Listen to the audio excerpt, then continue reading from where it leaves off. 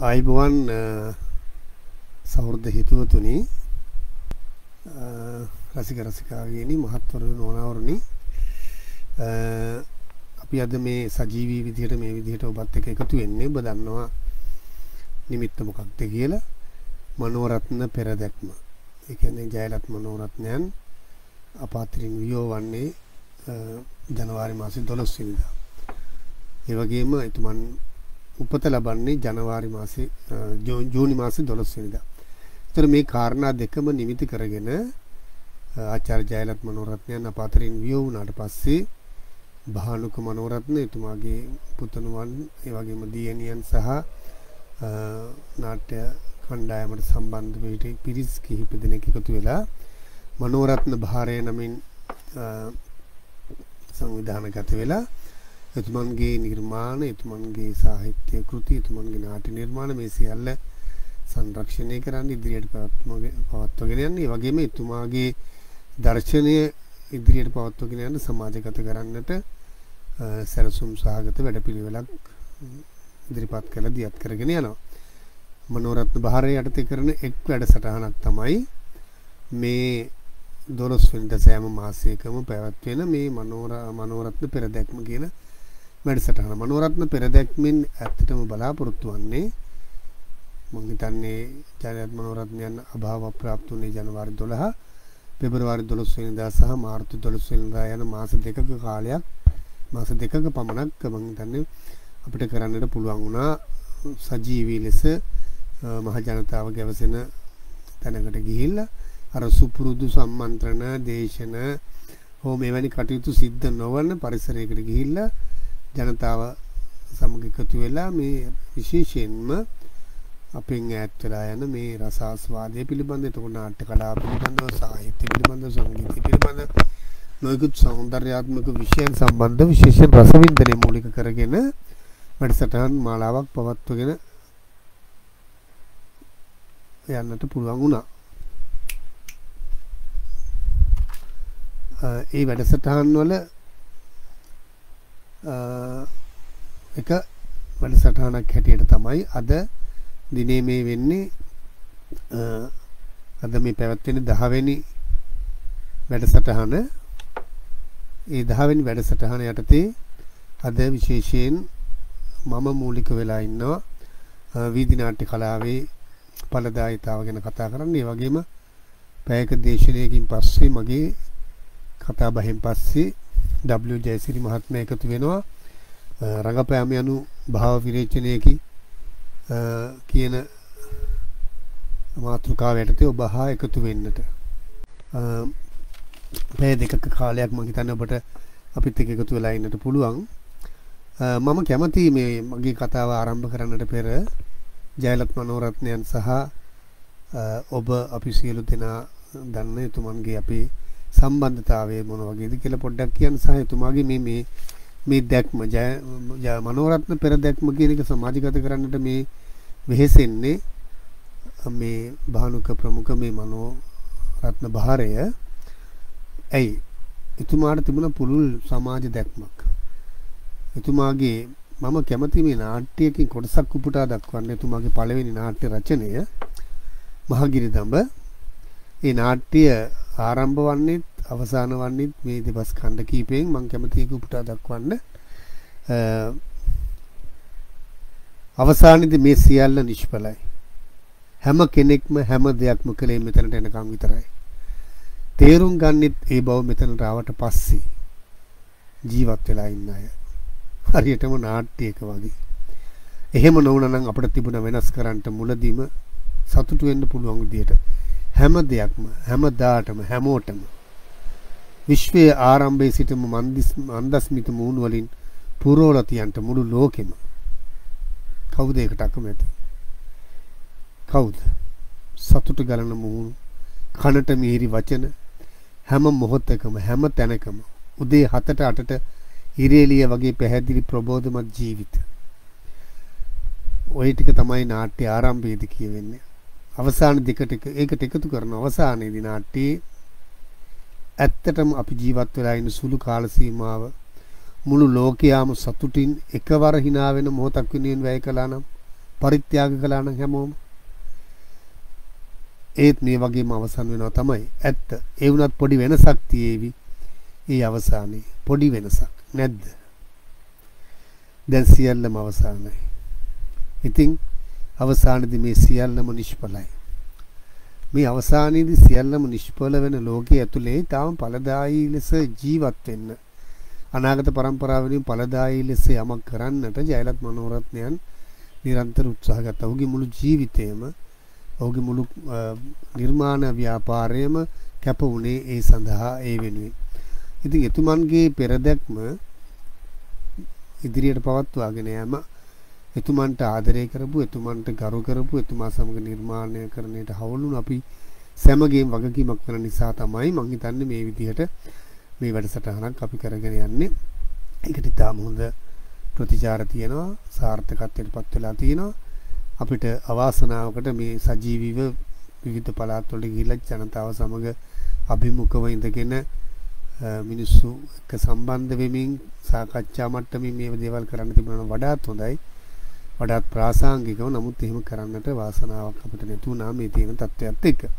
මම මේ මහගිරිදඹ කියන නාට්‍යයේ මේ කොටස උපුටා ගත්තේ මනෝරත්නයන්ගේ මුළු ජීවන දැක්මම මේ ආරම්භක නාට්‍යයේ සිට අවසානයේ දක්වා එතුමන්ගේ සියලුම නාට්‍යවල තිබුණා.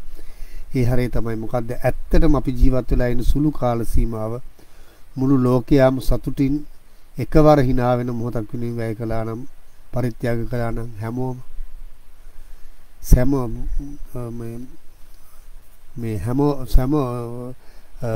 ලෝම hinaවන ඒ දවසේ ඔබත් සිනාසී මමත් සිනාසී කියලා ගුරුතරු නාට්‍යයෙන් කිව්වෙත් ඒ දෙයම තමයි.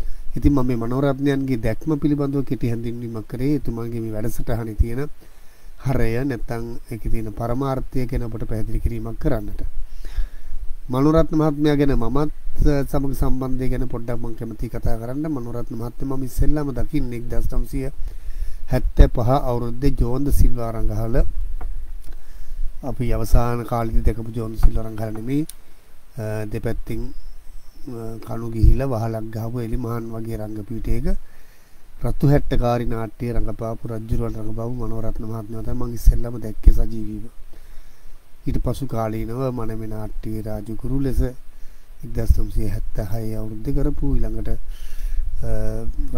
ගජමන් පුවත නරි බෑනා ඒ වගේම නරි ආසාකේජු අංගාරා ගංගලාබ සීහිරු නැතිලෝ මේ වගේ නාට්‍ය ගණනාවක මම එතුමන්ගේ නාට්‍ය රසවින්ද ප්‍රේක්ෂකයෙක් හැටියට මුල්වරට එතුමා සමග මට නාට්‍යයකට සම්බන්ධ වෙන්න ලැබුණේ 1981 අවුරුද්දේ රංජිත් ධර්මකීර්ති මහත්මයාගේ මෝදර මෝල කියන නාට්‍යයෙන්. ඉන්පස්සේ එතුමාගේ මංගාරා ගංගලා බසී දෙවන නිෂ්පාදනයේට ඒ වගේම උක්දඬු ගින්න සරච්චන්ද්‍ර මහත්මයාගේ ඇතැම් නාට්‍යවල මහාසාර වගේ නාට්‍යවල ඒ වගේම මනමේ නාට්‍ය එතුමා රාජගුරුගේ චරිතය රංගපාපු අවස්ථාවල එහෙම නාට්‍ය ගණනාවකදී වේදිකාවේදී නැවත නැවත අපිට හමු වෙන්න පුළුවන් වුණා. ඒ වගේම එතුමාගේ නාට්‍ය නිර්මාණයකට මම මුලින්ම සම්බන්ධ වුණේ 1996 අවුරුද්දේ කරපු සඳගිර නාට්‍යයට. සඳගිර නාට්‍යය මම සම්බන්ධ වෙලා රංගපෑවා. ඊට පසු කාලිනව හදිස්සි අවස්ථාවල මට සම්බන්ධ වෙන්න පුළුවන් වුණා ගුරුතරුව සහ අන්දරේලා නාට්‍යවල හදිස්සි පුරපාඩු පුරවන්න දර්ශන වාර කිහිපයකට මට සම්බන්ධ වෙන්න ලැබුණා. ඒකම එතුමා අසනීප වුණාට පස්සේ මට කතා කරලා කිව්වා තලමල පිපිලා නාට්‍ය රන්බර්ණා ගුරුනාසික චරිතය රංගපාන්න එන්න කියලා. මට වාසනාවක් තිබුණේ නැහැ එතුමා ඉදිරිපිට ඒ චරිතය රංගපාලා පෙන්වන්න. පුහුණුවීම් කටයුතු ආරම්භ කරත් නමුත් අපිට අවසානට එතුමා අපෙන් ඈත් වුණා. ඉතින් මගේ සම්බන්ධතාවය මම මේ කිව්වේ මම ඒ සම්බන්ධතාවවලින් මම දැක්කේ ජයලත් මනෝරත්නයන් සමග මොනතරම් දේවල් අපිට බෙදා හදා ගන්න තිබ්බද කියලා. ඉන්න පසු කාලීනව මට එතුමා නැවත හම් වෙනවා විශ්වවිද්‍යාලයේදී. විශ්වවිද්‍යාලේ පාලක සභාව නියෝජනය කරමින් එතුමා කාලයක් වැඩ කරා. අපේ විශ්වවිද්‍යාලයට එතුමා සෞන්දර්ය විශ්වවිද්‍යාලයට බාහිර කතිකාචාර්යවරයෙක් ලෙස සම්බන්ධ වෙලා කටයුතු කරා. ඒ වගේම ජයවර්ධනපුර විශ්වවිද්‍යාලයේ ලේඛකත්ව හා සංනිවේදන ඩිප්ලෝමා පාඨමාලාවල එතුමා මමයි එතුමයි දෙන්න එකට එකතු වෙලා නාට්‍ය විධි විෂය උගන්වන්නට එකතු වුණා. ඉතින් රට පුරා නොයෙකුත් වැඩසටහන් වලට වැඩමුළු වලට එතුමා මාව කැටුව ගියා. එතුමා යන සම්මන්ත්‍රණ දේශන වගේ වටත් ඒ වගේ නාට්‍ය කලාව සහ අධ්‍යාපනය කියන මාධ්‍යන් දෙකෙන්ම අපි අතර විශාල සම්බන්ධයක් තිබුණා. ඒ නිසා මගේ එතුමාට තියෙන විශාල ගෞරවයක් සහ භක්තියක්. ඉතින් ඒ නිසා එතුමාගේ මේ වැඩසටහනට අද දවසේ මෙහෙම සම්බන්ධ වෙන්න ලැබීමත් එක්තරා විදිහකින් එතුමාට මගේ තියෙන ගෞරවනීය භක්තිය ප්‍රකාශ කිරීමකුත් වෙනවා. ඒ වගේම මේක මම වීදි නාට්‍ය කලාව ගැන සම්බන්ධ කරලා මේ මාතෘකාව තෝරගත්තේ. වීදි නාට්‍ය කලාව තුළ මම අවුරුදු ගාණක් නියැලිලා ඒ ගැන අත්දැකීම් ප්‍රායෝගිකව ලබලා තියෙන අත්දැකීමත් එක්ක සහ වීදි නාට්‍ය ගැන දැන් මේ මෑත වකවානුවේ තරමක් දුරට කතා බහක් වුණෙත් නැති නිසා මම මනෝරත්නයන් සම්බන්ධ කරලා වීදි නාට්‍ය කලාව ගැන කතා කරන්න කැමතියි. ගාමිණී හත්තොටුගම මහත්මයා නිරන්තර මේ කතා බහ කරමින් හිටපු කෙනෙක් තමයි ජයලත් මනෝරත්නයන් ගැන මනෝරත්නයන්ගේ රංගපෑම් ගැන අපිට වැඩමුළු පවත්වද්දී හැමතිස්සෙම කියනවා මනෝරත්න විවෘත මේ වීදි නාට්‍ය කණ්ඩායමේ හිටියනම් වීදි නාට්‍ය අපි ඒකට අදාළ ඒ රංග ශෛලිය එතුමන්ගේ රංග ශෛලිය හරිම නිදහසේ රංග ශෛලිය වීදි නාට්‍යයට කොයිතරම් ගැලපෙනවද කියලා හතුරුගම්ස නිරන්තර කතා කරා. මනෝරත්න මහත්මයා නිරන්තරම අගේ කරා වීදි නාට්‍ය කණ්ඩායම වීදි නාට්‍ය කලාව සහ වීදි නාට්‍ය කරුවන් කරන මෙහෙවර ගැන. ශ්‍රී ලංකා වීදි නාට්‍ය කලාව නමින් මම ලියපු ප්‍රාන්තය එළි දක්වන දවසේ මම එතුමන්ට මුඛ්‍ය දේශනයට ආරාධනා කරලා තිබුණා. එතකොට අනුරාධපුරේ රූගත කිරීමක ඉන්න නිසා එන්නම අමාරුයි. නමුත් කොහොම හරි මම එනවා අනිවාර්යෙන් මම එන්න උත්සාහ කරනවා. කොහොම හරි ඉඩක් ලැබුණොත් එනවා. හැබැයි මගේ නම දාලා මම මුඛ්‍ය දේශනය කියලා දැම්මොත් ඒකට මම බැරි වෙලාවත් එන්න බැරි වුණොත් මම එක මගේ හැරියා වගේ වෙන නිසා නම දාන්න එපා. මම එන්න පුළුවන් වුණොත් එනවා කියලා. ඒ වගේම එතුමා අනුරාධපුරයේ සිට විශේෂයෙන්ම වාහනයක් ලෑස්ති කරගෙන ඒ රූගත කිරීම ඉවර කරලා හන්දෑ 6:00 විතර එනකොට අපි 5ට පටන් ගත්ත උත්සවයට 4:00ට 5ට විතර 6:00 නකොට මම බලනකොට මනෝරත්න මහත්මයා ප්‍රේක්ෂාගාරේ වාඩිලා හිටියා. පොඩි කතා බහකුත් කරා.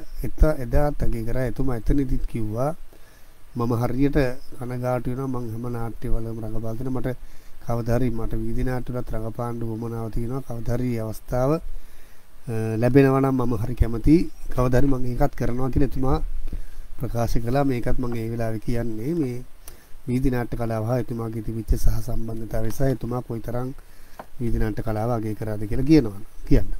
හොඳයි දැන් අපි මේ වීදි නාට්‍ය කලාවේ ඵලදායීතාව ගැන කතා කරන්නට තමයි මගේ නිමිත්ත වෙලා තින්නේ. ඒකම මම ඔබට නැවතත් මතක් කරනවා මගේ කතා බහෙන් පස්සේ හවස 4ට ආපහු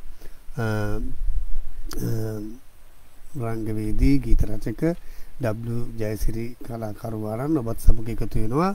රංගපෑම භාව විරේචනයක කියන මාතෘකාව යටතේ ඔබ හා සංවාදයේ දෙන්නට ඒකත් මතක තියාගන්න. මේකෙන් පස්සේ ඔබ ඒකට සම්බන්ධ වෙන්න. වීදි නාට්‍ය කලාව ගැන කතා කරොත් අපේ රටේ වීදි නාට්‍ය කලාව ඔබ දැනටමත් දන්නවා. ලංකාවේ වීදි නාට්‍ය නමින් වීදි නාට්‍ය කලාව ආරම්භ වන්නේ 1974 ගාමිණී හත්තොටුවගම මහත්මයා ප්‍රමුඛ එවක ලයනල් වෙන්ට් රංග ශිල්ප ශාලිකාවේ රංගනයේ පාඨමාලාව හදාරමින් සිටි ශිෂ්‍ය ප්‍රජාව හත්තොටුවගම මහත්මයාගේ නායකත්වයේ යටතේ කලෙලි බහින වීදි නාට්‍ය කණ්ඩායම විවෘත වීදි නාට්‍ය කණ්ඩායම නමින් හඳුන්වන. ඒ කියන්නේ මේ ලයනල් වෙන්ට් රංග ශිල්ප ශාලිකාවේ එවක අධ්‍යාපනය ලැබමින් සිටි පරාක්‍රම නිරියල්ල ඉච්චේ පෙරේරා ගාමිණී හෙට්ටිආරච්චි ප්‍රින්ස්ලි වීරරත්න සනද්දි කුඹුර මම නම් වශයෙන් කියන්නේ විශාල නම් ගොඩක් තියෙනින්ද මේ මූලික පිරිස් එකතු වෙලා ඒගොල්ලන්ට උවමනාවක් වුණා මේ ඒ විශේෂයෙන්ම ඔබට කියන්නට ඕනේ 1970 දශකයේ කියන්නේ ලංකාවේ බොහොම දේශපාලනික වශයෙන් විශාල විපර්යාසයන් රසක් සිදු වුණු දශකයක්. ඒ දශකයේ ආරම්භ වන්නේම ඊට ඒ දශකයට පෙර 1960 දශකයේ මැද භාගයේ සිට මේ රට තුල ඇති වුණු නව දේශපාලනික ව්‍යාපාර විශේෂයෙන්ම නව වාමාංශික ව්‍යාපාර පැරණි වාමාංශික ව්‍යාපාර ගැන යම් අපහැදිලිතාවයන් නිසා මතුවුණු නව දේශපාලන ව්‍යාපාරයන්ගේ ආරම්භය 60 දශකයේ මැද භාගයේ සිටම තිබිලා එහි ඵලයක් ලෙස 1971 ලංකා දේශපාලන ඉතිහාසයේ පළමුවරට ආයුධ සන්නද්ධ අරගලයක් ඇති වෙනවා බලය ලබා ගැනීම සඳහා. ඒ අරගලයේ ප්‍රතිඵලයක් ලෙස ඒ අසාර්ථක වුණු දේශපාලන අරගලයක් අසාර්ථක විප්ලවයක් වුණත් ඒකෙන් පන්නරය ලැබපු කලාකරුවෝ ඒ වගේම නිර්මාණකරුවෝ ඔවුන්ගේ නිර්මාණවල මෙතෙක් එලිපිට කතා කරන්නට මැලි වුණු එලිපිට කතා කරන්නට බය වුණු ඒ වගේම මේ කතා කළ යුතු යයි ඔවුන්ගේ අවධානයට ලක් නොවුණු ඇතැම් විෂය කරුණු ඇතැම් තේමාවන් ඇතැම් සමාජ ප්‍රශ්න තමන්ගේ නිර්මාණ වලට ඇතුළත් කරන්නට පටන් ගන්නවා. ඒකේ ප්‍රතිඵලයක් ලෙස විශේෂයෙන්ම කොහොමත් අපේ රටේ 1940 ගණන් වල ලැබුණු නිදහස ලැබීමත් සමග ඇති වුණු එක්තරා විදියක ප්‍රබෝධයක් යම් කිසි මට්ටමකින් බලපාන අනිත් පැත්තෙන් නිදහස් අධ්‍යාපනය ජනසතුකරණය යම් යම් ව්‍යාපාර මේවා නිසා ඇති වුණු සමාජ විපර්යාසයන් ගණනාවක් තිබුණා. හේතුව විශේෂයෙන්ම මේ ජනසතු ව්‍යාපාරය නිසා රැකියා අවස්ථා පුළුල් වීම හේතු කොටගෙන ගම්වල හිටපු ඇතැම් තරුණයන් රක්ෂාවල් කරන්න කොළඹ ආශ්‍රිතව නගර කේන්ද්‍රීයව එකතු වෙනවා. මේ එකතු වෙන පිරිස් මුහුණ දෙන අලුත් ප්‍රශ්න ගණනාවක් තියෙනවා. ඔවුන් ගමේදී මුහුණ දුන්න ප්‍රශ්න වලට වඩා ඒ වගේ ඒ ප්‍රශ්න එක්ක ඒ ඇති වෙන රැකියාව අවස්ථාවන් පුළුල් වීමත් එක්ක කොළඹට එකතු වෙන තරුණයන් ඒ වගේම මේ ඇතිවෙච්ච නව ප්‍රශ්නත් එක්ක එකතු වෙච්ච දේශපාලන ව්‍යාපාරය සම්බන්ධිත තරුණයන් මේ සියල්ලම මේ 71 කැරැල්ලත් එක්ක අසාර්ථක වීමත් එක්ක ඔවුන් දැකපු සුබවාදී සිහිනය ව්‍යාර්ථ වීමත් එක්කම ඔවුන්ට උවමනා වෙනවා මේ සඳහා විකල්ප මාධ්‍යයන් මේ අපේ ඒ අසාර්ථකුනේ ඇයි ඒ කැරැල්ලට හේතු භූත වුණු කරුණු ඒවා අසාර්ථක වෙන්නට බලපෑ කරුණු යන ආදී විමසීමත් සමගම ඔවුන්ට උවමනාවක් ඇති වෙනවා සහ ඔවුන් කිසියම් පන්නරයක් ලබනවා මේ 71 කැරැල්ලෙන් මේ අපි පෙළන්නා වූ මේ ප්‍රශ්න ජනතාව හමුවට ගෙනියන්න ජනතාව මීට වඩා සවිඥානික කරන්න මේ ප්‍රශ්න සම්බන්ධව ඔවුන් තුළ කිසියම් උවමනාවක් ඇතිවීම හේතු කොටගෙන ඔවුන් තුළ එවැනි ව්‍යාපාර ගොඩනැගෙමින් පවතිනවා.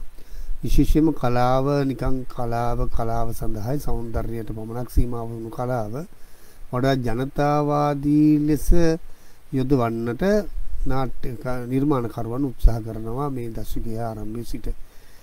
ධර්මසේන පතිරාජ වගේ සිනමාකරුවන් වසන්ත බේසේකර වගේ සිනමාකරුවන් එතකොට මහගමසේකර වගේ කවීන්ගේ රචනාවන්ගේ ලොකු වෙනසක් ඇති වෙනවා. ඒ වගේම පරාක්‍රම කුඩිතුවක්කු වගේ කවියෝ එතකොට දයාසේන ගුණසිංහ වගේ කවියෝ මොනිකාරුවන් පතරණලා වගේ කිවිඳියන් ඊට පසු කාලේ කවියෙන් මේ වෙනස්කම් ඇති කරවන්නට උත්සාහ කරනවා. ගීත රචකයන් වගේ අය මේවට එකතු කරනවා. අර సౌందర్యාත්මක වින්දනය සඳහා තිබුණු කලාව වඩාත් යථාර්ථවාදී කරන්නට පටන් ගන්නවා. ඒකේ ප්‍රවණතාවයක් හැටියට එනවා නාට්‍ය කලාව තුළ කිසියම් විදිහක මේ යථාර්ථයේ ජීවිතයේ යථාර්ථය ගැන කතා කරන ඒ වගේම සමකාලීන සමාජ ප්‍රශ්න මේ නාට්‍ය ඇතුලේ කතා කරන්නට පෙළඹෙනවා නාට්‍යකරුවන්. ඇතැම් විදිහකින් ඒක ප්‍රශ්න කිරීමකට ලක් කරනවා පමණක් නෙමෙයි ඒ තියෙන ප්‍රශ්න සහ ඒවට බලපාපු මූල්‍ය වුණු යම් ආයතනයන් සංවිධානයන් සහ බලවේගයන්ට විරෝධය පෑමකුත් මේ නාට්‍ය නිර්මාණ තුළ දකින්නට ලැබෙනවා. මේවා මේ එක්තරා විදිහකට විරෝධාකල්ප නාට්‍ය ලෙස හඳුන්වීමකුත් තිබුණා. ඒ විරෝධාකල්පයයි කියන නාට්‍ය කලාවට අපේ රටේ මුල පුරන්නේ මං හිතන්නේ ගාක් වෙලාවට අපි දන්නේ සුගතපාල සිල්ල මහත්මයා ප්‍රමුඛ අපේ කට්ටියගේ දුන්න ගමුවේ කියන නාට්‍ය හැටි. නමුත් ඊට පෙර යම් විදිහකින් චන්ද්‍රසේන දසනායක මහත්මයා හොරණ විද්‍යාරත්න විද්‍යාලය නියෝජනය කරමින් කරපු පාසල් නාට්‍යයක නැත්නම් අධ්‍යාපන තරඟ සඳහා කරපු පාසල් නාට්‍යයක් වුණු ආණ්ඩි ටිකයි අම්බලමයි කියන නාට්‍ය. ඒ වගේම හේමසිරි ලියනගේ මහත්මයා නිර්මාණය කරපු සුදුවතාවට පස්සේ කියන නාට්‍ය. මේ නාට්‍ය තුල කිසියම් විදිහක මේ දේශපාලනික තේමා රැගත් ඒ වගේම කිසියම් විදිහක විරෝධාකල්ප රැගත් ස්වභාවයක් දක්නට තියෙනවා. නමුත් වඩාත් ප්‍රචලිත වෙලා වේදිකාවේ මෙතෙක් කතා බහ කරන්න රකමැති වුණු ප්‍රශ්න විවෘතව කතා කිරීමේ සහ විරෝධය පෑමේ ප්‍රවණතාවයක් වේදිකාව තුළ දකින්නට ලැබෙනවා. මේ සුගතපාල සිල්ල මහත්මයාගේ දුන්න ගමේ නාට්‍යයෙන් ඒ වගේම මෙතෙක් අවධානයට ලක් වුණු තාම පීඩිත පන්තියේ මිනිසුන්ගේ ජීවිතය සහ උන්ට අදාළ ප්‍රශ්න වේදිකාවට ගෙනවා ආර්.ආර්. සමරකෝන් මහත්මයා අහසින් වට මිනිස්සු වගේ නාට්‍ය වලින් ඒක අග්‍රඵල වෙන්නේ 70 දශකයේ අවසානයේදී අවසාන භාගයේදී බිහිවන කැලණි පාලම් වගේ නාට්‍ය මේ වගේ ප්‍රවණතාවන් මේ ප්‍රවණතාවන් හැම එකටම මූලික පන්නරය ලබා දෙන්න නිසා පසුබිම සපයන්නේ මේ 71 බිහිවුණු කැරැල්ල වගේ දේවල්. ඉතින් ඔබ මේ සියලු කාරණා යම් මට්ටමකින් ඔබ දන්නවා කතා බහ කරලා තිනවා අපි සියලු දෙනා. නමුත් මම මේ මගේ සාකච්ඡාවේ මේ වීදි නාට්‍ය ඵලදායීතාව පිළිබඳව කතා කරන්නට ප්‍රවේශයක් නිසා මම මේ මතක් කිරීම කරගෙන යන්නේ. මේ ආකාරයෙන් පෙරගැසුණු මේ නිර්මාණකරු අතරේ මේ 71 72 අවුරුද්දේ ලයනල් වෙන් රංග ශිල්ප ශාලිකාවට පැමිණිලා ශිල්ප හදාරන රංගනය ගැන ඉගෙන ගන්නට නාට්‍යකරණය ගැන ඉගෙන ගන්නට පැමිණි තරුණ පිරිස් වලට දේශනයක් නැත්තම් ආරාධිත දේශනයකට එනවා මහාචාර්ය සෝමරත්න බාලසූරිය මහත්මයා ලෝකයේ තියෙන විකල්ප නාට්‍ය ක්‍රමවේද ගැන උගන්වන්නට. මේ දේශනය එක්තරා විදිහක අර ඕන් තුල සැඟවිලා කැකෑරෙමින් ඇතුලේ ඕන් තුල දැවෙමින් තිබුණු පිපාසය නැත්නම් ඕන් තුල තිබුණු ඕමනාව මේ වඩා ජනතාව අතරට යන්නට තිබුණු ඕමනාවට විශාල පන්නරයක් ලබා දෙනවා. ඕන්ට විශාල පිටිවහලක් වෙනවා මේ තුමන්ගේ දේශනය. ලෝකේ පැවතිච්ච වෙන මේ සම්මත ආකෘතියෙන් මේ සම්මත රංගශාලා වල පෙන්වන සම්මත නාට්‍ය කලාවට එරෙහිව යම් යම් දේශපාලන අරගලවලදී ජනතා අරගලවලදී කලාව කොයි ආකාරයෙන්ද භාවිත වුණේ නාට්‍ය කලාව කියන එක පළමු වරට මේ මහාචාර්යවරයාගේ දේශනෙන් අහන්නට ලැබෙනවා මේ ශිෂ්‍යයන්ට. ඒතර අර ඔවුන් තුල කැකෑරෙමින් තිබුණු අවශ්‍යතාවයට ඊටාම විශාල පන්නරයක් ලැබුලා මේ තරුණ පිරිස එකතු වෙලා අපිටත් බැරිද මේ වගේ නාට්‍යයක් හදන්න, අපිටත් බැරිද මේ විදිහට ජනතාව අතරට යන්න. විශේෂයෙන් මේ අපි ඔබ දන්නවා අපේ ලෝකයේම අපේ රටෙත් එහෙමයි ලෝකයේම නාට්‍ය කලාවේ ආරම්භය බැලුවා මේ වීදි නාට්‍ය කලාවයයි අපි අද මේ ඉගෙන ගන්න අපි අඳුනන අපි දන්න වීදි නාට්‍ය කලාවේ මූලික ලක්ෂණ. ඒ කියන්නේ වීදි නාට්‍ය කියන මේ સંદર્ભය තුල අපි දැන් මේ වීදි නාට්‍ය කියලා වර්තමානයේ දේශපාලනික අර්ථයකින් මේ 74න් පස්සේ බිහිවුණු නාට්‍ය කලාව නොවුනට ඒ වීදි නාට්‍ය කලාවේ මූලික ආකෘතික සහ අන්තර්ගත මේ ලක්ෂණ ඇතුළත් රංග ක්‍රමවේද ඕන තරම් අපිට ලෝක ඉතිහාසයේ දකින්න ලැබෙනවා. ලෝක නාට්‍ය ඉතිහාසයේ ආරම්භයේම ග්‍රීසියේ පැවැත්වෙන 30 ගේ රංගම ගත්තත් වීදි නාට්‍ය රංගයේ තියෙන ආකෘතිකමය ලක්ෂණ තියෙනවා. ඉස්සන නිරූපණයක් තියෙනවා මේ සම්මත රංගශාලාවක් නෙමේ මේ ජනතා ප්‍රේක්ෂාගාරය සීමා සහිත වෙලා නැහැ විවෘත ජන මේ කොටසක් මැද රංගනයේ රංග දක්වන්නේ මේ සියලු කාරණා බැලුවාම එක්තරා විදිහට මේවා මේ වීදි නාට්‍ය ආකෘතිමය ලක්ෂණ තියෙනවා. ඊළඟට ලෝකෙ ගත්තොත් නොයෙකුත් වකවානුවල එන ඊට පස්සේ මධ්‍ය කාලීන යුගයේදී අපි දකින්න ලැබෙන මොරැලිටි මිරැකල් වගේ සදුපදේශ නාට්‍ය කියලා හඳුන්වන අපි ඒ නාට්‍යවල අපි දකින්නේ මිස්ටරි වගේ නාට්‍යවල අපි දකිනවා මහා ජන සංහාරයක් මැද්දේ පල්ලියෙන් එළියට ආපු නාට්‍ය වීදිවල කරත්තවල රඟ දක්වමින් නගරින් නගරට යනවා. ඔවුන්ට කිසියම් විදියකින් පණිවිඩයක් එහෙම නැත්නම් ආදර්ශයක් නැත්නම් ඔවුන්ට කිසියම් විදිහක මඟ පෙන්වීමකුත් කරන හැබැයි ඒක ආගමික සදාචාරාත්මක මූල් කරගත්ත අරමුණකින් කරන එකක්. නමුත් මේ කියන මේ මූලික වීදි නාට්‍යයයි අපි අද හඳුන්වන දේ මූලික ලක්ෂණ මේ නාට්‍යවල. ඊළඟට පසු කාලීන කමඩියා ඩෙලාටි වගේ නාට්‍ය ක්‍රමවල අපි දකිනවා මේ කියන මේ මම කැමතියි ඔබට ඉදිරිපත් කරන්නට මේ කමඩියා ඩෙලාටි නාට්‍ය ගැන රංජිත් ධර්මකීර්ති මහත්මයා මේ සඳහන් කරලා තියෙනවා මේ එතුමාගේ නාට්‍ය ප්‍රවේශය විමර්ශනාත්මක අධ්‍යයනයක් කියන ග්‍රන්ථයේ එක්තරා මේ කොටසක මේ විමර්ශනාත්මක අධ්‍යයනයක් කියන ග්‍රන්ථي කමඩියා ඩෙලාටි ගැන ඒක ඊටාම පැහැදිලිව ඒක මම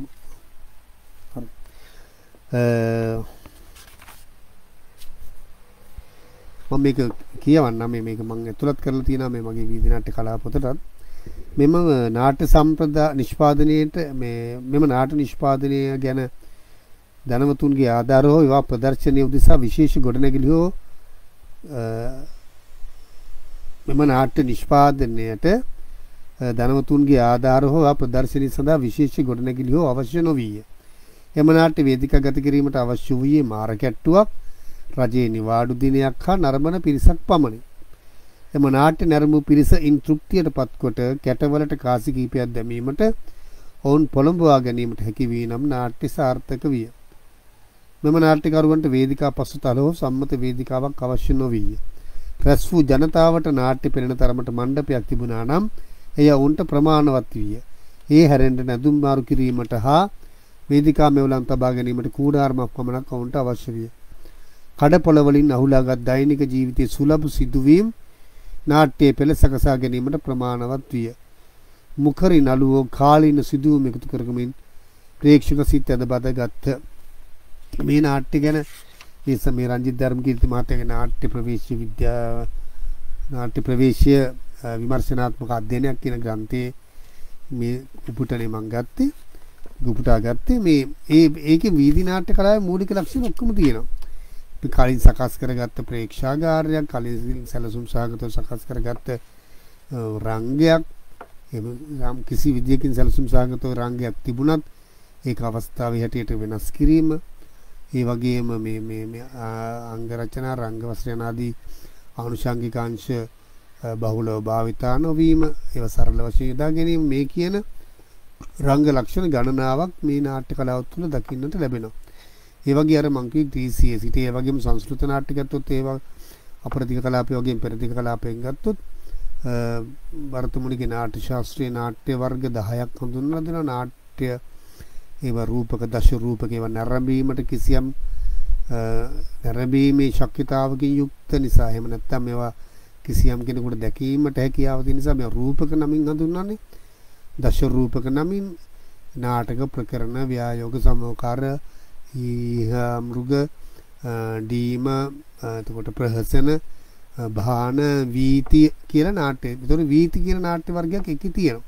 මේ දශ රූපක නැත්නම් නාට්‍ය වර්ග 10 ඇතුළේ වර්තමානයේ නාට්‍යයන් දෙන්නීමේ වීති නාටක නමින් නාට්‍ය වර්ගයක් තියෙනවා. හැබැයි ඒක ඒ පිළිබඳව නිදර්ශන නාට්‍ය හෝ මුකුත් නැති නිසා ඇතැම් වෙලාවට වීදිය කියන එක හැඟවීමට වගේම ඒ කිසියම් විදියකින් රස සමූහයක් ඒක රාශී කරලා මල් දමක් වගේ ඉදිරිපත් කරන නිසා වීදි කියන නම යෙදුවා යයි ඇතැම් විචාරකයෝ පවසනවා. නමුත් වීදි නාට්‍ය කියන එක මේ අපි දකින වීදි නාට්‍යය කියන සම්මත නාට්‍යද ඒ සංදර්භය තුලම නිර්මාණය වෙච්චද කියන්නට අමාරුයි. හැබැයි ඒ වගේම තෙරුක්කුත්තු කියන අපිට වීදි නාටක කියන වචනය ඉතිහාසය ගත්තොත් හුඟක් වෙලාට හම්බෙන්නේ මේ තෙරුක්කුත්තු කියන. තෙරු කියන්නේත් වීදිය, කුත්තු කියන්නේ නාට්‍ය. මේ වීදිය රඟ දක්වන ලද නාට්‍ය විශේෂයක් ලෙස හඳුන්වා ගන්නට පුළුවන්. මේ වගේ අපේ ජන සම්මත, අපේ ජන සාම්ප්‍රදායික නාට්‍ය ඇතුලේ ගත්තත් මේ කියන ආකෘතික ලක්ෂණ, මම මේ කියන අපි අද වීදි නාට්‍යයයි අපි හඳුනා ගන්න ආකෘතික ලක්ෂණ බොහොමයක් දකින්නට ලැබෙනවා. විශේෂයෙන්ම ප්‍රේක්ෂාගාරයක් නැතිවීම, ප්‍රේක්ෂාගාරය සීමා සහිත නොවීම. දැන් සම්මත නාට්‍යයක් බලන්න එන්නේ ඒ සඳහා කලින් සූදානම් වෙච්ච නාට්‍ය රසය වෙනුවෙන් ඒක රාශි වෙච්ච පිරිසක්.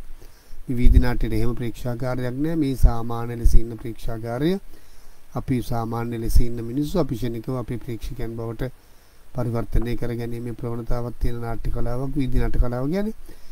මේ කියන ලක්ෂණ අපේ ශාන්ති කර්ම ඇතුළේත් අපි තියෙනවා. ඉටිවන සංවාදය, ප්‍රේක්ෂකයන් හා සජීවීව සම්බන්ධ වීම, රවුම් වට රවුමට තියෙන වටේට ප්‍රේක්ෂාගාරය සකස් වීම, ඒ වගේම නළුවන් හා ප්‍රේක්ෂකයන් අතර සංවාදය ඇති කර ගැනීම, මේ කියන ආකෘතික ලක්ෂණ යම් යම් මට්ටමකින් අපේ ශාන්ති කර්ම වලත් තියෙනවා. ඒවෙන් යම් කිසි මට්ටමකින් දියුණු වෙලා ප්‍රභවය ලැබෙන සාම්ප්‍රදායික නාට්‍ය නැත්නම් අපි ජන නාටක නිසා හඳුන්වන අපේ විශේෂයෙන්ම කෝලම් වගේ නාට්‍ය කලාවේ මේ සමකාලීන සමාජ ප්‍රශ්න විවරණය කරන, සමකාලීන සමාජ ප්‍රශ්න නැත්නම් චරිත වේදිකාවට රංග භූමියට ගේන එක්තරා විදිහක අපි දන්න ලෝක ඉතිහාසයේ නාට්‍ය කලාවේ ගත්තාම ග්‍රීක යුගයේ පැවතිච්ච ප්‍රහසන නාට්‍ය නැත්නම් ග්‍රීක කමඩි නාට්‍යවල අරිස්ටොෆනිස් වගේ නාට්‍යකරුවන්ගේ නාට්‍යවල දකින්නට ලැබුණු ඒ සමකාලීන සමාජයේ ඉන්න චරිත මේ රංග මණ්ඩලයට ගෙනලා රංග භූමියට ගෙනලා ඕන්ව උපහාසයට ලක් කරන එක, ඒ ඕන් නියෝජනය කරන්න වූ යම් යම් සමාජ ආයතන පාලක පන්ති පාලක ආයතන විවේචනයට ලක් කිරීම ඒවා උපහාසයට ලක් කිරීම උත්ප්‍රාස ජනක ලෙස ඉදිරිපත් කිරීම ඒ ලෝක ඉතිහාසයේ සිටම දකින්න ලැබෙන නාට්‍යවල තියෙන මේ ලක්ෂණ අපේ ජන සම්මත ජන සම්ප්‍රදාය නාට්‍යවල කෝලම් නාට්‍ය වගේ නාට්‍යවල විශේෂයෙන් දකින්නට ලැබුණා. මම මේ කියපු සියලුම කාරණා අරගෙන බැලුවා මෙහෙම අපේ නාට්‍ය කලාව අපේ ශ්‍රී ලාංකීය නාට්‍ය කලාව ලෝක නාට්‍ය කලාව වගේම අපි දකින්න ලැබුණේ මේ එලිමහනේ විවෘත රංග ප්‍රේක්ෂාගාරයක්. වයස් සීමාවක් නැහැ, ಜಾති ભેදයක් නැහැ, පන්ති ભેදයක් නැහැ, උගත්කම් වල ભેදයක් නැහැ. සියලු පොදුවේ හැම දිනාටම රස විඳිය හැකි ප්‍රේක්ෂාගාරයක් සකස් වුණා. හරිම බොහොම නිදහස් සහ නම්‍යශීලී ප්‍රේක්ෂාගාරය. හරි නම්‍යශීලී ප්‍රේක්ෂකයෝ ඉතිච්චලාට බැලුවා, ඉතිච්චලාට ගියා, සමාලට ඕන උදව් කරනවා රංගයට. මේ ආකෘතිකමය ලක්ෂණ මේ ඉදිරිපත් කිරීමේදී මේ ප්‍රාසංගිකරණයේදී මේ දකින්න ලැබිච්ච මේ ලක්ෂණ වීදි නාට්‍ය කලාව තුළ අපිට පසු කාලෙන දකින්න ලැබෙන මේ ප්‍රධාන ලක්ෂණයන් අපිට දකින්නට ලැබුණා මේ අපේ ජන රංගය තුලත්. හැබැයි ඒ අපි අද වීදි නාට්‍ය නමින් හඳුන්වන මේ රංගයේ ඒකේ තියෙන වෙනස කිසියම් විදියකින් සමාජ දේශපාලනික අරමුණක් ඇතුව කිසියම් විද්‍යකින් සමාජ මෙහෙවරක් උදෙසා පැහැදිලිවම එවැනි අරමුණක් පෙරදරි කරගෙන නිර්මිත නාට්‍ය කලාවක් තමයි වීදි නාට්‍ය කලාව කියන්නේ. මම මේ කිව්ව මූලික ලක්ෂණ මේ අපේ නාට්‍ය කලාවන් තුළ අපේ සාම්ප්‍රදායික නාට්‍ය කලාවන් තුලත් ලක්නට ලැබුණා. මේ ආකාරයේ මේ නිදහස් ලෙස ප්‍රේක්ෂකයන් බොහොම නිදහසේ රඟ දක්වපු බොහොම නිදහසේ රස විඳපු අපේ නාට්‍ය කලාව 17 වන සියවස අගභාගයේ වෙනකොට රංගශාලාවකට නතු වෙනවා, හිර වෙනවා. අපේ රටට අලුතෙන් එන විදේශීය නාට්‍ය කණ්ඩායම් වල රංග දැක්වීම් නරඹපු අපේ ප්‍රේක්ෂකයෝ අර නිදහසේ එලිමහනේ දින ගණනාවක් රඟපාන නිදහස්කාමී ඒ රංගයට වඩාත් ආකර්ශනීය වඩාත් ප්‍රේක්ෂකයන්ව ඇද බැඳ ගන්න ආනුෂාංගික අංග වලින් සමන්විත වෙච්ච මේ නාට්‍ය කලාවට ඊටාම වික්මනින් මේගොල්ලෝ ආකර්ෂණය වෙනවා ප්‍රේක්ෂකයෝ. ඒ නිසා අපේ තිබිච්ච අර සම්මතයේ තිබිච්ච ප්‍රේක්ෂාගාරයේ එලිමහන් විවෘත ප්‍රේක්ෂාගාරය අපිට අහිමි වෙනවා. ඒ වෙනුවට ඒ විදේශගත නාට්‍ය කලාවන්ගෙන් ආපු නාට්‍ය ආభాෂයට අරගෙන ඒව නරඹලා ඒවට යන අපේ ශ්‍රී ලාංකීය ප්‍රේක්ෂකයන්ව අපේ නාට්‍ය නරඹන්න එකතු කර ගැනීමේ මූලික ප්‍රයත්නයක යෙදෙන සීදොන් බස්තියන් ප්‍රමුඛ ඒ නාට්‍යකරුවන් විසින් ගොඩනගන නෘත්‍ය නාට්‍ය කලාවත් එක්ක මේ නෘත්‍යය තමයි පළමු වරට අපි අර නිදහසේ මහා ජන සංගායනාවක් මැද්දේ පවත්වපු අපේ එලිමහන් රංගය මුල් වරට මේ පින්තූර රාමු වේදිකාව නැත්තම් ප්‍රොසීනියම් මාච් කියන අපි මේ අද දකින රංගහල් කියන හතර පැත්තක බිත්තියක එක පැත්තක් විවෘත වෙලා අපි මේ රංගශාලාවක ඉඳලා කාමරයක් තුල සිද්ධ වෙන දේ දකිනා වගේ දකින මේ පින්තූර රාම නාට්‍ය කලාව පටන් ගන්න අපිට එතන ඉඳලා. ඉතින් මේ ආකාරයෙන් මේ නිදහස්ව මිනිස්සු භුක්ති විඳපු නාට්‍ය එක්තරා විදිහකට නාගරික මධ්‍යම පාන්තික සල්ලි තියෙන අයට විතරක් මුදල් ගෙවලා බලන්න පුළුවන් වත්කමක් තියෙන අයට පමණක් සීමා වීම හේතු කොටගෙන කිසියම් විදියකින් අපේ ප්‍රේක්ෂකයන්ට ශ්‍රී ලාංකීය නාට්‍ය ප්‍රේක්ෂකයන්ට එතෙක් විඳපු කිසියම් විදියක අසාධාරණයකුත් වෙනවා.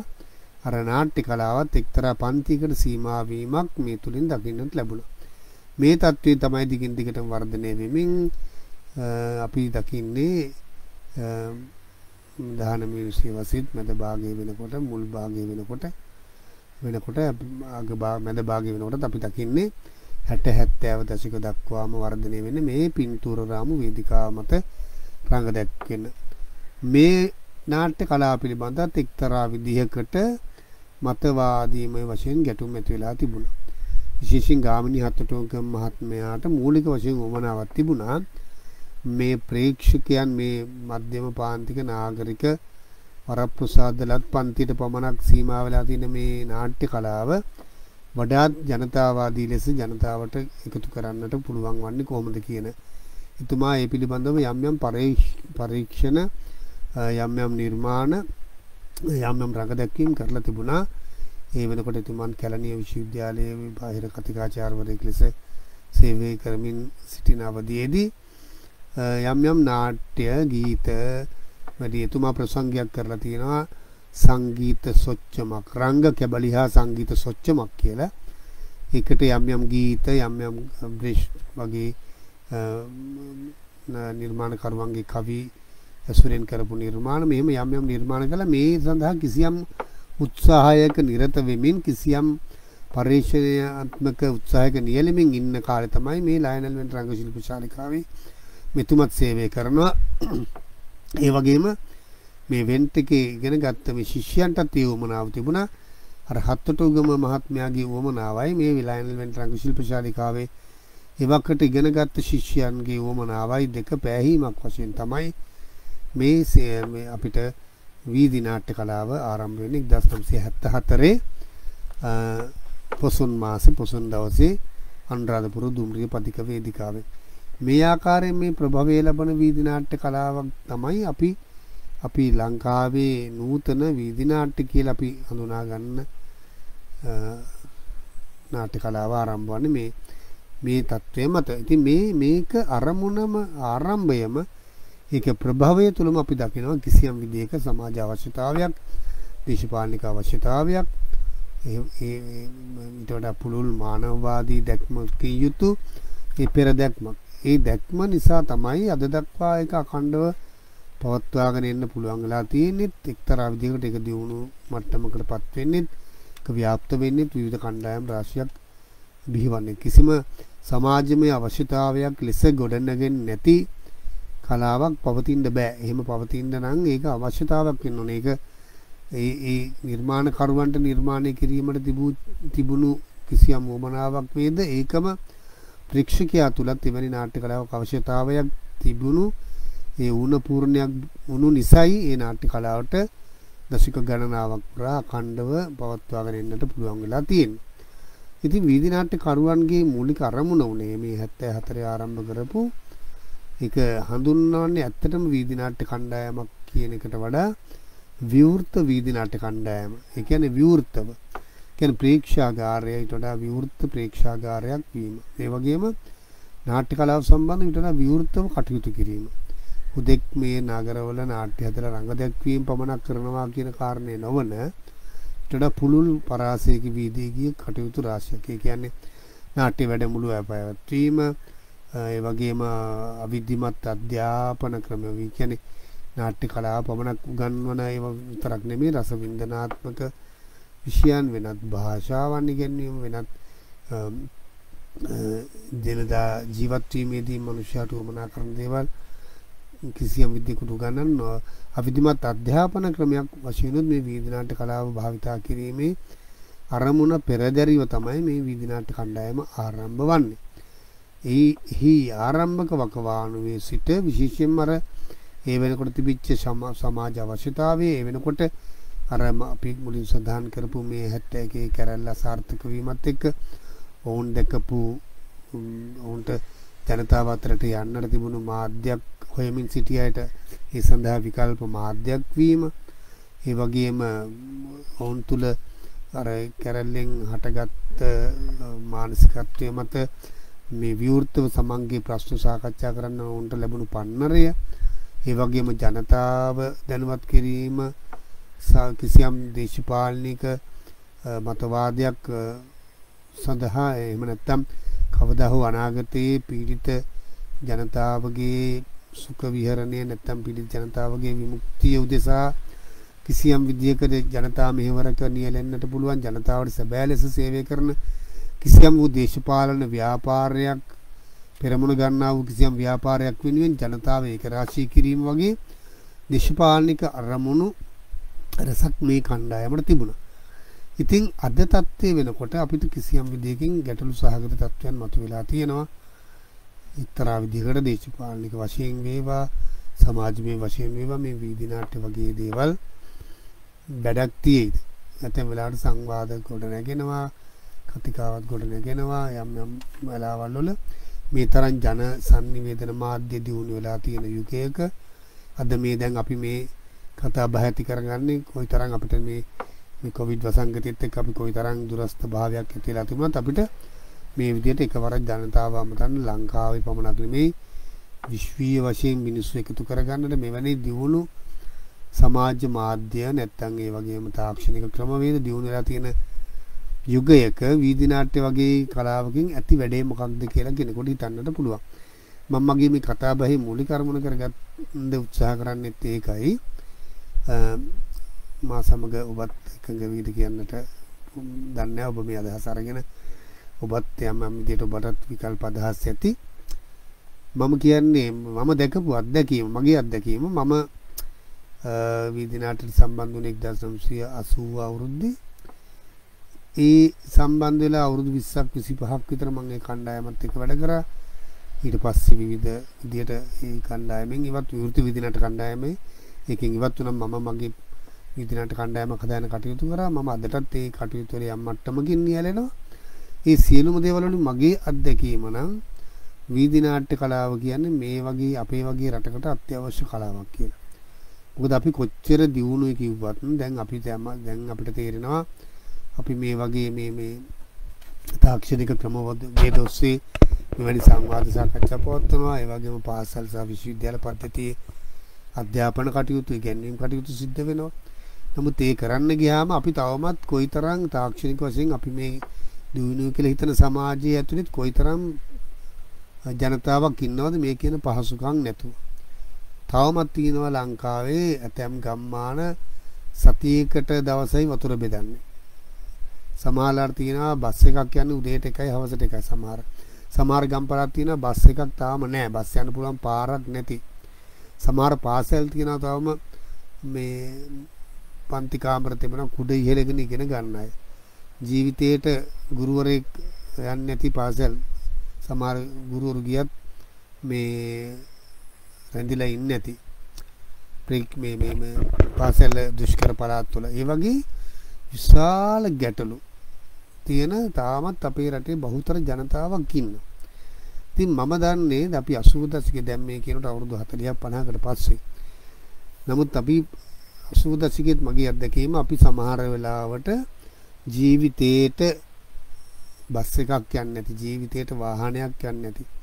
හැබැයි විශාල වශයෙන් ජනතාවගේ විසන ඇතැම් ගම්මාන වලට අපි බයිසිකල් වල පයින් ට්‍රැක්ටර් වල බොහොම අමාරුවෙන් ගිහිල්ලා රඟ දැක්වීම් කරපු අවස්ථා වැඩමුළු කරපු අවස්ථා තියෙනවා.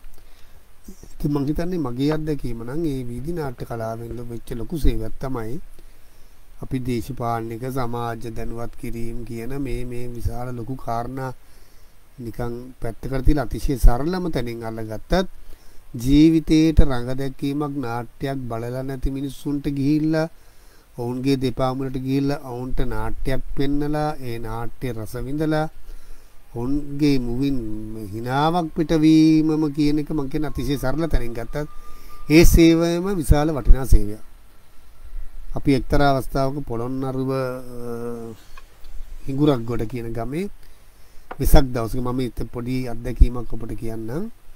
මේ වෙසක් 1986 විතර වගේ මට මතක හැටියට මේ අපි ගියා හිඟුරක් ගොඩ තිබුණා අපේ වීදි නාට්‍ය කණ්ඩායමට සම්බන්ධ අයත් මේ සාකච්ඡාවට සම්බන්ධ වෙලා ඉන්නවා නම් මේ කන් දෙනවා මේ සජීවී සම්බන්ධ වෙලා ඉන්නවා නම් ඕන්ටත් මතක ඇති දීපානිල එහෙම ඉන්නවනම් අපි හිඟුරක් ගොඩ ඒ ලංකා කොමියුනිස්ට් පක්ෂයේ ශ්‍රී ලංකා කොමියුනිස්ට් පක්ෂයේ සංවිධානය කරලා තුන වෙසක් දවසේ නගරේ ගම් පහක කියන්නේ දර්ශන වීදි නාට්‍ය සංදර්ශන පහක් වෙසක් දවසේ නිසා තැන් තැන් වල මේ සෙනග ගැවසෙනවා එකතු වෙනවා. ඒ තැන් වලට ගම් පහකට අපි ගියා. කෙසේ හෝ වේවා අපිට අවසාන දර්ශනයේ තිබුණේ අවසාන ගම ගොවි ගම්මානයක්. අපි එතනට යන්න තිබුණේ හවස 7ට අවසාන දර්ශනේ. නමුත් උදේ ඉඳලා අපි දර්ශන 4ක් කරලා ඒවැ වෙච්ච යම් ප්‍රමාදයන් එක්ක අපිට යන්න හම්බුනේ ඒ ගමට රෑ 11ට විතර. යනකොට මිනිස්සු ඔක්කොම බලන් ඉඳලා පැය ගාණක් ඉතින් ගිහිල්ලා. අතිශය දුෂ්කර ගමක්. අපි බයිසිකල් වල අත්‍රැක්ටර් වල ගිහිල්ලා නියරවල් උඩින් ගිහිල්ලා ඔහොම ගිහිල්ලා කුමාරී ගමට ගියා. ගියාම මේ සංවිධායක මහතුරු හරියට කම්පා වුණා. මිනිස්සු හරි ආසාවෙන් බලාගෙන හිටියා. හවස 5 විතර ඉඳලා එලා බලන් හිටියා. මේ මෙච්චර කිට්ටු වෙනකන් හිටියා. මේ දැන් තමයි අන්තිමට ගියේ. දැන් වගේ සෙලියුලර් ෆෝන් අරවම එහෙම අපිට කමියුනිකේෂන් සම්බන්ධතා තිබුණේ නැති කාලෙකනේ. කෙසේ හෝ ඒගොල්ලන්ගේ බලාපොරොත්තු නැතුව ඒගොල්ලෝ ගිහින් හිටියා. ඊට පස්සේ අපි ගියාම පස්සේ ඒගොල්ලෝ අපිට හුවා හැබැයි ඉතින් මිනිස්සු ආසාවෙන් හිටියේ ආවොත් කියන්න කියලා. ඔයගොල්ලන්ට දැන් පුළුවන් ද කරන්න. එතකොට රෑ 11යි 12ටත් කිට්ටුයි. අපිටත් ඉතින් තිබිච්ච උවමන මහන්සිය උපරිම. නමුත් අපි කිව්වා ඉතින් ඒගොල්ලෝ ආවොත් අපි ඉතුරු උවමනාත නම් කරමු ප්‍රශ්නයක් නැහැ කියලා. ඒක මේ හේන් වලට ගලාගෙන යන වතුර පාරක් තිබුණා. ඇල පාරක් අපි ඔක්කොම මේකට පැනලා නෑවා. ලොකු විශාල බතල හේනක් තිබුණේ මට මතක හැටියට. අපි මුණුනේ වලෙම ගලවපු බතල ගෙනල්ලා ගින්නි මැලයකට ගහලා පුච්චලා අපිට කණ්ඩක් දුන්නා. අර වතුරට පැනලා නෑවා. අපිට අලුත් ජීවයක් ලැබුණා. මේ අපි හොවිතින් සෙනග ගෙන්න ගන්නේ කොහොමද කියලා. ඒගොල්ලෝ කිව්වා මාත්‍යලා බෙරේ ගහන්නකො පොඩ්ඩක් මොන හරි සද්දයක් දාන්න එයි කියලා. තාම ජීවිතේ අමතක කරන සුන්දර අත්දැකීමක් මට ඒක. අපි බෙරේ ගහලා සින්දු කියන්න පටන් ගත්තාම ඈතින් හේන් යායල් වලින් ඈතින් එලි පේන්න ගත්තා. ඒ එලි වල ඔක්කොම ලං වෙලා එනකොට අත්‍රැක්ටර් බයිසිකල් වාහන එක අත්‍රැක්ටර් එක කියලා බැස්සාම 50ක් විතර බහිනවා. දරු මල්ලු අරගෙන අත දරු අරගෙන රෑ 12 මාරට විතර පටන් ගත්ත සංදර්ශනේ මම හිතන්නේ ඉවර රෑ 2 විතර වුණා. නාට්‍ය 5ක් විතර අපි පෙන්නුවා. අර ප්‍රේක්ෂකයෝ රෑ කිසිම රෑ කියන එක ප්‍රශ්නයක් නැතුව දරුවොත් හොඳට රස විඳලා බැලුවා. එදා තමයි එක අම්මා කෙනෙක් ඇවිල්ලා සංදර්ශනේ ඉවරුනහම ගාමිණී හතටුගම මහත්තයා වත ගාලා මෙහෙම අතින් අතගා බදාගෙන සේව මේ අනේ බුදුහාමුදුරුවෝ කරපු වගේ දෙයක් අනේ සර්ලා කරන්නේ මොන තරම් වටිනවද මේ කියලා. ඉතින් ඒක හතටුගමත් මෙත් යම් තැන්වල සඳහන් කරගෙන අපිට ලැබුණු ලොකුම ප්‍රතිචාරය හොඳම ਵਿਚාරය අපිට ලැබුණේ අම්මගෙන් කියලා. ඉතින් ඒ මම මේක උදාහරණයක් ඔබට කිව්වේ අපි අර දේශපාලනික සංවිඥානික කිරීමේ අරාමයේ කතන්දර අපි ඔක්කොම පැත්තකට දැම්මත් මේ තවමත් නාට්‍යයක් අපි රඟ දක්වන අපි සම්මත නාට්‍ය පෙන්වන අපි නගරින් නගරට යන අයනේ කොච්චර ජංගම නාට්‍ය කලාව තුනත් අපි සමහර පළාත්වල ප්‍රධාන නගර ටික දැන් වෙනකොට රංගශාලා යම් මට්ටමකින් හරි හැදිලා තියෙනවා. නමුත් ඒත් ප්‍රධාන නගර වලට විතරයි. ඉතින් එහෙම පිරිස් අතරට මේ නාට්‍ය කලාව අරගෙන ගිහිල්ලා මිනිස්සුන්ගේ මුවකට හිනාවක් වුන් තුල රසයක් ඇති කිරීම මම හිතන්නේ ප්‍රමාණවත් අගය කරන්න. එතනින් එහාට ගියාම වුන් මේ නාට්‍ය බලයි රස විඳි. අපි වුන්ට අදාළ සමහර ගම්වල අපි ගිහිල්ලා ඉස්සර වීදි නාට්‍ය කරනකොට අපි කරන්නේ නිකම්ම ගිහිල්ලා එකපාරට ෂෝ එකක් කරනවාම නෙමෙයි. ඒ අත්දැකීම අපිට තියෙනවා පරණ හිටපු සමාජිකයන්ට කිසියම් අපේ නාට්‍ය කලා කණ්ඩායමට සම්බන්ධ සමාජිකයෙක් හෝ කිසියම් වාමාංශික දේශපාලන ව්‍යාපාරයකට සම්බන්ධ සමාජිකයන් ඒ ගමේ සංවිධානය කරන අපි ගිහිල්ලා සතියක් විතර ඒ ගමේ නාට්‍ය වැඩමුළුවක් කරනවා. අයට ඒ අතරේ අපි ගමේ ඇවිදිනවා. ඒ ගමේ ප්‍රශ්න දැනගන්නවා. ඔවුන්ගෙන්ම ඔවුන්ට තියෙන ප්‍රශ්න දැනගෙන අපි උදේවරුේ ගමේ ඇවිදලා යම් දේවල් කරලා සාකච්ඡා කරලා වර්ක්ෂොප් කරලා අපි එකතු කරගන්න ඒ ගමෙන් අහුල ගන්න ප්‍රශ්න ටික අපි ගෙනල්ලා හවසට සමහරට අපේම තියෙන නාට්‍යයකට ඇතුළත් කරන එහෙම නැත්නම් අලුතෙන් නාට්‍ය හදනවා. ඒ හදලා අවසාන අපි දවස් 3-4ක් හෝ 5ක් හෝ ඉඳලා සතියක් හෝ ඉඳලා එනකොට අවසාන දවසේ අපි මේ රඟ දැක්වීමක් කරනවා. සමහරලාට ඔවුන් දන්නෙත් නෑ මේ නාට්‍යයට ඔවුන්ගේ ප්‍රශ්න ඇතුළත් වෙලා. සමහරට අපි රඟ දක්වන භූමිය අපි ගමු නිදහස් අපි ඒ ගමේ තිබුණු නිදහස් අවකාශයක් හිස් අවකාශයක් මේ පොදුවේ සමාජයේ සියලු දෙනාට පරිහරණය කරන්න තිබුණු ක්‍රීඩා උත්සව පවත්වන්න තිබුණු කිසියම් විදිහකට පොදු කටයුතු සඳහා පාවිච්චි කරන භූමියක් සමහරට හිටානින්ද වෙනකොට අහිමි වෙන්න තියෙන එකක්. ඒකේ මිනිස්සු දන්නේ නැහැ. දන්නේ කීප දෙනයි. අපි සමහරට අපේ නාට්‍යයට අපි ඒක අන්තර්ගත කරලා ඒකින් කතා වුණාම අපි එනකොට ප්‍රේක්ෂකයන් ඒ ගැන දැනුවත් වෙලා. ඉතාලම හොඳට වුන් දැනුවත් වෙලා ඊට පස්සේ වුන් පෙළ ගැහෙනවා. ඒ ගමට හිමි වෙලා තිබිච්ච උන්ට වරප්‍රසාදයක් බවට පත් වෙලා තිබුණු මේ භූමිය උන්ගෙන් අහිමි වෙන්න යන එක ගැන උන් දැනුවත් වෙලා ඒ සඳහා විරෝධය පාලා සටන් කරලා ඒක එසේ නොවන්නට උන් වග බලා ගන්නවා. එවැනි අත්දැකීම් අපිට රාශියක් තිබුණා. අනිත් පැත්තට ගත්තාම අපි මේ ගමට ගිහිල්ලා තැන් වෙලාවට ජීවිතේට නාට්‍ය බලන ප්‍රේක්ෂකයන්ට නාට්‍ය පෙන්වලා කිසියම් රසස්වාදයක් ඇති කරලා දීලා ඔවුන්ට නාට්‍යයක් කියන්නේ මොකක්ද කියන අවබෝධයක් ඇති කරලා දීලා ඔවුන් ලබන ආස්වාදයෙන් සහ ඔවුන් ලබන දැනුවත් වීමෙන් ඵලදායීතාව ඇතිවන්නේ සම්මත වේදිකා නාට්‍ය කලාවට.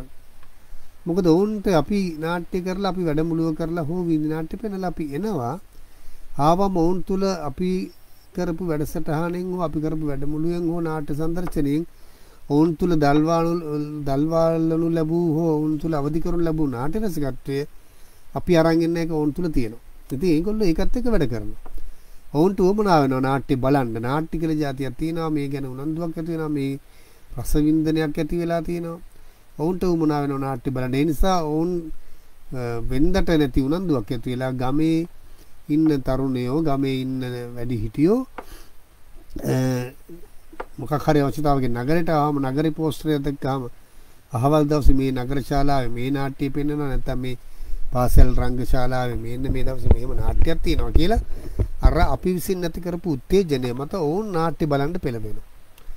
ඒ නිසා ඇත්තටම මං හිතන්නේ වීදි නාට්‍ය කලාව මේ වීදි නාට්‍ය පෙන්වීමෙන් නාට්‍ය වැඩමුළු කිරීමෙන් සහ නාට්‍ය මේ ශිල්පීන් බිහි කිරීමෙන් මේ සියලු කාරණා වලින් මං හිතන්නේ සම්මත වේදිකා නාට්‍ය කලාවට සුවිශාල මෙහෙවරක් කරලා තියෙනවා. මං හිතන්නේ අදටත් අපි මං දකින දෙයක් තමයි අපි හුඟක් වෙලාවට මේ කොළඹට සීමා වෙලා නගරයට සීමා වෙලා මොකද අර අපේ ඉන්දික ෆර්ඩිනන්ඩ් මහත්මයාගේ කොළඹ කියන නාට්‍ය ඇතුලේ තියෙන ලස්සන සංවාදයක් ලංකාව තියෙන කොළඹ ඇතුලේ කියලා. ඒක හරියටම හරි මොකද කොළඹනේ ඔක්කොම වෙලා තියෙන්නේ. දැන් හැමදේම තියෙන කොළඹ වගේ කොවිඩ් වැඩියෙන් තියෙන්නේ කොළඹ. වැඩිපුර කොවිඩ් මරණ සංඛ්‍යාවක් උනේත් කොළඹ ඔක්කොම කොළඹ ඇතුලේ.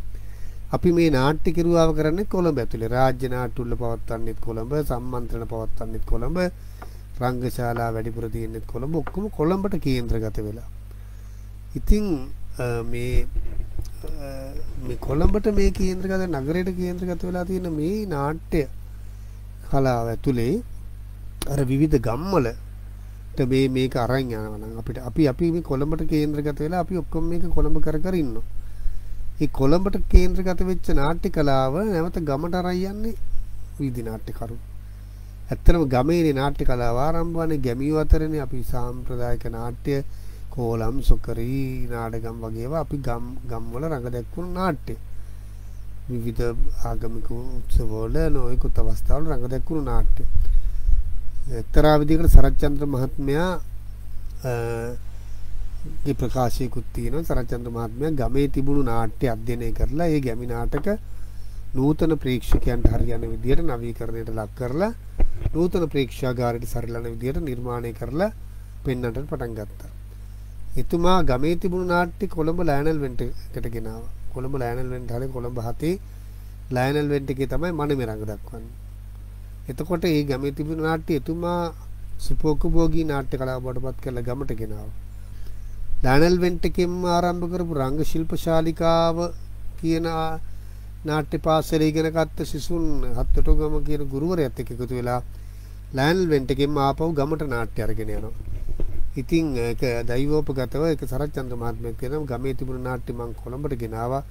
ඔගොල්ලෝ ආපහු ඒක ගමට අරන් ගියා කියලා. මම ඒක මේ මගේ වීදි නාට්‍ය කලාව පොතේත් මම කිසියම් විදිහකට කතා කරලා තියෙනවා. ඒක එක්තරා විදිහකට බොහොම උත්ප්‍රාසජනක කියමනක්ද කියන්නත් බෑ. සරච්චන්ද්‍ර මහත්මයාගේ කියමන් වල හරි උත්ප්‍රාසජනක කියව තියෙන කියන පසු පිටින් කියන දේ නෙවෙයි. යටියට සමාට එතුමා වෙන අර්ථයකින් කිව්වත් කියන්නත් බෑ. ඒක අගේ කරලා කිව්වත් කියන්නත් බෑ. මම ගමේ තිබුණු නාට්‍ය කොළඹට ගෙනාවා. ඕගොල්ලෝ ආපහු මේක ගමට අරගෙන ගියා. කියලා කියන කියමන ඉතින් මම මේක විවෘතව ඔබට තබනවා. ඒ සරච්චන්ද්‍ර මහත්තයා කියන්නේ නැත්තේ මොන අරමුණින්ද කියලා. ඒක සත්භාවයෙන් යුතුව මේක අගේ කරලා කිව්වද කිසියම් විදිහක උත්ප්‍රාසජනක ලෙස එතුමා කිව්වත් දන්නේ. එතුමා වැසුරු කරලා තියෙනවා. එතුමා ගැන අහලා තියෙනවා. ඔබ මං හිතන්නේ දන්නවා. එතුමා තම දේවල් කියන්නේ කියන දේ නෙමෙයි යටිපෙළ වෙන එකක්. එහෙමත් දන්නෙත් නැහැ. මම දන්නේ නැහැ ඒක කොහොමද කියලා කියන්නේ. මම හිතන හිටියේ නැති නිසා එතුමාගේ යම් ප්‍රකාශන වල ස්වභාවය මම දන්නවා. එතුමා මම අසුරු කරලා තියෙන නිසා. සමහරට එහෙම කිව්වත් දන්නේ නැහැ. කිසියම් විදියක විවේචනාත්මක අර්ථයකින් ඒක කිව්වත් දන්නේ නැහැ. කෙසේ හෝ වේවා මම හැබැයි ප්‍රායෝගිකව වැඩිම කාලයක් මගේ කලා ජීවිතය තුළ මම වැඩිම කාලයක් සහ වැඩිම කැපකිරීමක් වැඩිම මහන්සියක් ශ්‍රමයක් සහ වැඩි නිර්මාණ දායකත්වයක් මම යොදලා තියෙන තැන හැටියට වීදි නාට්‍ය කලාව සම්බන්ධව මගේ අත්දැකීම නම් වීදි නාට්‍ය කලාව ගැන ඉතාම ඵලදායී. ඉතින් අපිට පුළුවන් මේක විවිධ වැඩමුළු අදටත් අපි දොස් කියනවා ප්‍රේක්ෂකයෝ නාට්‍ය බලන්න ඈත් වෙලා පෙන්නන නාට්‍ය බලන්න එන්නේ එක්ක සිලබස් වලට තියෙන හින්දා උදේවරුේ පාසල් දරුවෝ විතරයි නැත්තම් හවස පෙන්නන ප්‍රසිද්ධ වේදිකා නාට්‍යම නෙවෙයි. ඒවා ගුණාත්මක භාවයේ ඊටාම පල්ලෙහා තියෙන වර්ගයේ නාට්‍ය. ඒවා නිකම් විනෝද ආස්වාදයේ සඳහාම හදපු සූක දර්ශන කියලා අපි බයිනවා. ඉතින් හැබැයි ඒවා මිනිස්සු බලන්න යනවා. ඉතින් මම එක්තරා විදිහකට චෝදනාත්මකවත් කියනවා මේකට අපි රජය වේවා අධ්‍යාපන ක්‍රම වේද වේවා අපේ විනෝද ආස්වාදන මාධ්‍ය නැත්නම් ජනමාධ්‍ය මේ හැමදේම මේ ව්‍යසනයට වග කිය යුතුයි වගේම එක්තරා පැත්තකින් මම කියනවා නාට්‍යකරුවොත් මේකට වග කියන්න ඕන එක්තරා විදිහකට. මොකද අපිට කිසිම අපි නාට්‍ය කලාව සම්බන්ධ වගකීමක් සහිත කිසිම ආයතනයක් අපිට මේ දේ කරලා දෙන්නේ නැහැ.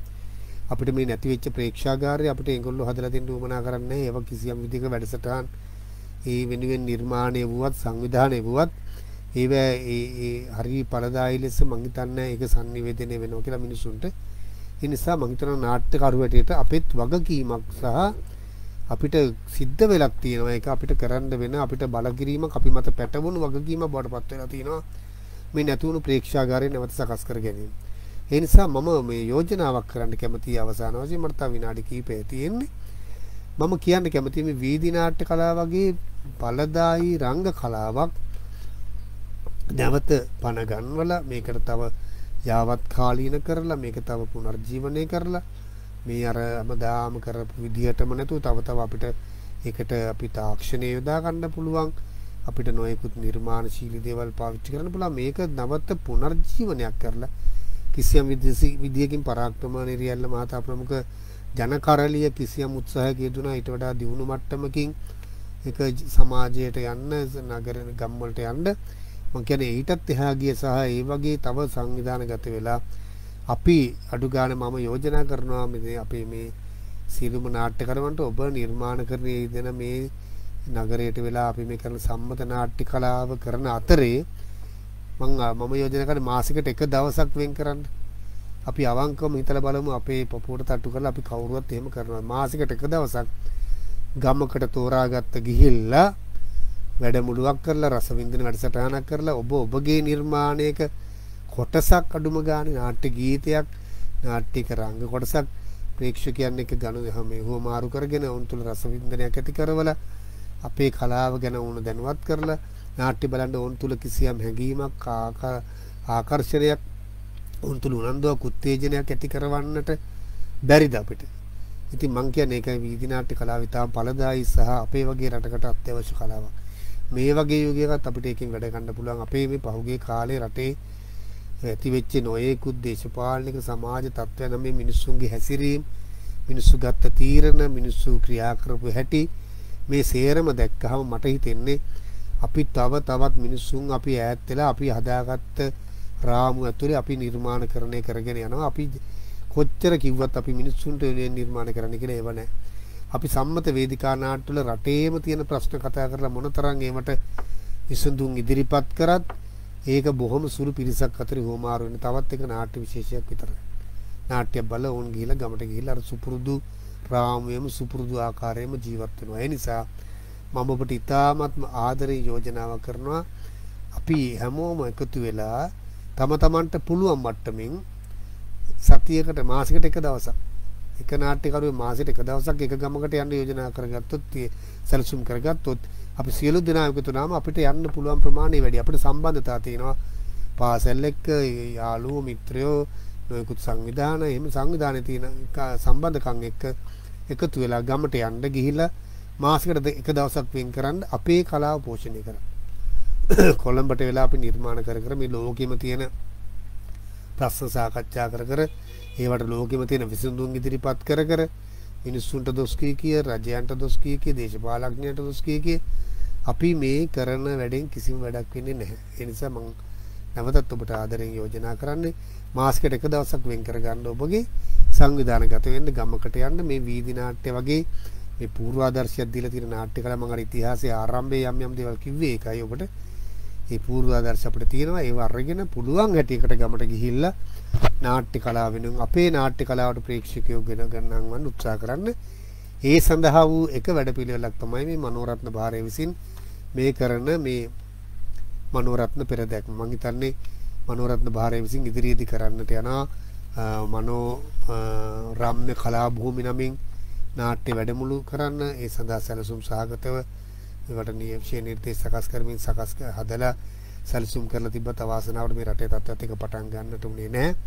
මේ වැඩසටහන මේ මනෝරත්න පෙරදැක්ම කියන එක තව පුළුල් මට්ටමින් අපිට කරන්නට පුළුවන්. මේ සමාජ මාධ්‍ය ඔස්සේ නැතුව අපිට පුළුවන් සජීවීව ගමට ගිහිලා කරන්න. මේ මනෝරත්න පෙරදැක්මෙත් මේ අරමුණ අර මම කිව්ව අරමුණ හා ඊටාම සමානාත්මකතාවක් තියෙන නිසායි මම ඔබට කියන්නේ අපි උත්සාහ කරමු අර කිව්ව දේ කරන්න. හොඳයි මගේ වෙලාවත් අවසానයි. මේ මනෝරත්න මහත්මයා වෙනුවෙන් එතුමා අපිට ගුරුවරයෙක් අපිට මිත්‍රයෙක් ඒ වගේම අපේ සිංහල නාට්‍ය කලාවට විශාල සේවයක් කරපු ඊටාම ආදරණීය සහෝදරයෙක් ආදරණීය මනෝයයටත් මගේ ගෞරවය ප්‍රණාමය සහ භක්තිය මේ අවස්ථාවේ පුද කරනවා. ඉතින් ඔබ මගේ කතා බහට එකතු වුණාට බොහොම ස්තුතියි. බානුක මනෝරත්න ප්‍රමුඛ මනෝරම්‍ය මනෝරත්න භාරයට ස්තුතිවන්ත වෙමින් දැන් ඔබට 4ට ආරම්භ වෙන්න නියමිතයි W ජයසිරි මහත්මයාගේ රංගපෑම යනු භාව විරේචනයක කියන දේශනය සහ කතා බහ. ඒකටත් ඔබ එකතු වෙන්න අපි සියලු දෙනාටම ඉතා ඉක්මනින් නැවත සජීවී ප්‍රේක්ෂාගාරයක සජීවී රඟ දැක්වන්නට සජීවීව නටන්නට වීදි නාට්‍ය කරන්නට අවස්ථාවක් ලැබේවා කියලා ප්‍රාර්ථනා කරගෙන මම නිහඬ වෙනවා. ආයුබෝවන් සියලු දෙනාට බොහොම ස්තුතියි.